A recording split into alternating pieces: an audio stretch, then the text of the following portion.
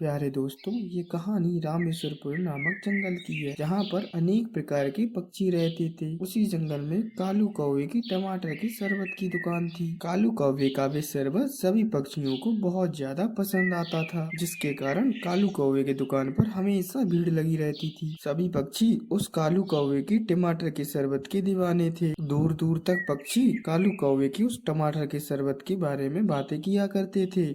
अरे मिट्ठू तोते, तुमने उस कालू कौवे के टमाटर की शरबत को पिया है क्या? कितना स्वादिष्ट होता है वो। हाँ हाँ, भला ऐसा कोई हो सकता है जिसने कालू कौवे के टमाटर का शरबत ना पिया हो। उसका टमाटर का शरबत तो बहुत लजीज होता है। और तो और मैं तो उसे रोजाना पीता हूँ। मुझे तो ये बहुत ज्यादा स्वादिष्ट लगता है। अरे हाँ हाँ, तुम सही कह रहे हो। मैं भी उसे रोजाना पीता हूँ और मैं तो अभी थोड़ी देर पहले ही भी शरबत पीकर आ रहा हूँ, लेकिन अभी भी मेरा दिल चाह रहा है कि मैं और शरबत पीऊँ।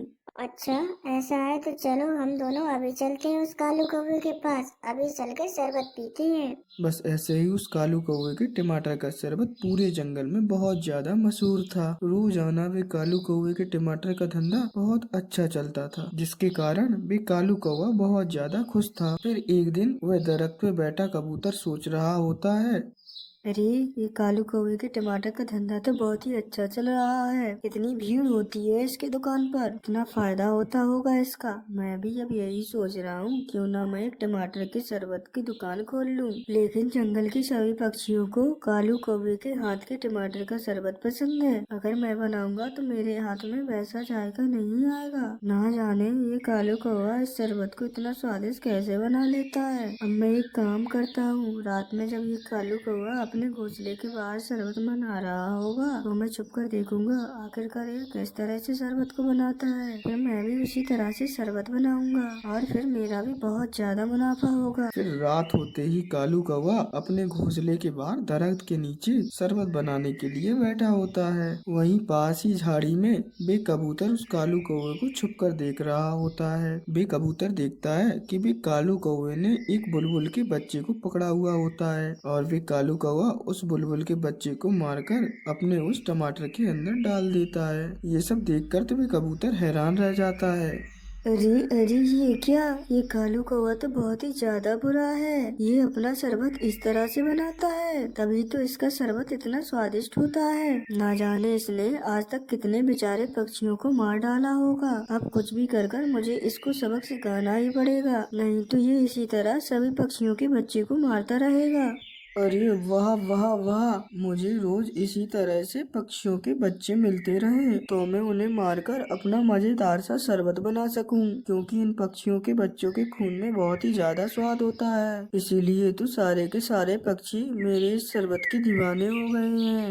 फिर अगले दिन सुबह बे कबूतर सभी पक्षियों को एक दरख्त में जमा करता है। उनसे कहने लगता है, ये पक्षियों, आप सब मानोगे नहीं, ये रात को मैंने अपनी आंखों से देखा है। ये कालू कौवा सभी पक्षियों के बच्चों को मार डालता है और उन पक्षियों के बच्चों का खून इस टमाटर के शरबत में मिलाता है, तभी उसका शरबत इतना स्वादिष्ट बनता है। और हम न जाने कब से ये गंदा सा शरबत पिए जा रहे थे। मेरी बात मानो पक्षियों, हमें इस कालू कौवे को रोकना होगा, नहीं तो ये धीरे धीरे सभी पक्षियों के बच्चों को मार डालेगा। हाँ हाँ पक्षियों, ये कबूतर ठीक कह रहा है। अब हमें कुछ ना कुछ तो करना ही पड़ेगा। कुछ ना कुछ करके हमें इस कालू कौवे को सबक सिखाना ही पड़ेगा।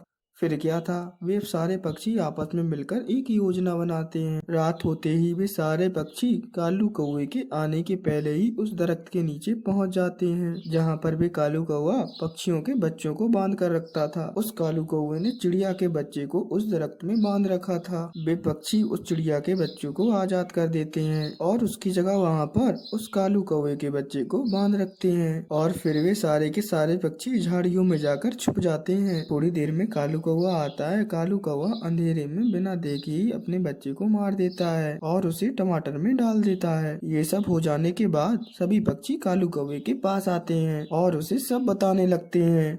अरे कालू कौवे, ये तुमने क्या किया? तुम पक्षियों के बच्चों को मारकर टमाटर में डालते हो। ये तुमने बिल्कुल भी अच्छा नहीं किया। तुम्हें दूसरों का बिल्कुल भी एहसास नहीं है कि जब उनके बच्चों की मृत्यु होती होगी तो उन्हें कैसा लगता होगा। लेकिन मैं तुम्हें अभी बता दूं, आज तुमने जिस पक्षी के बच्चे को मारा है वो तुम्हारा ही बच्चा था। तुमने अपने बच्चे को आज मार डाला है। सुनने के बाद कालू कौवे के पैरों तले जमीन खिसक जाती है। फिर क्या था, वे कालू कौवा सभी पक्षियों से माफी मांगने लगता है। उसे अपनी गलती का एहसास हो जाता है।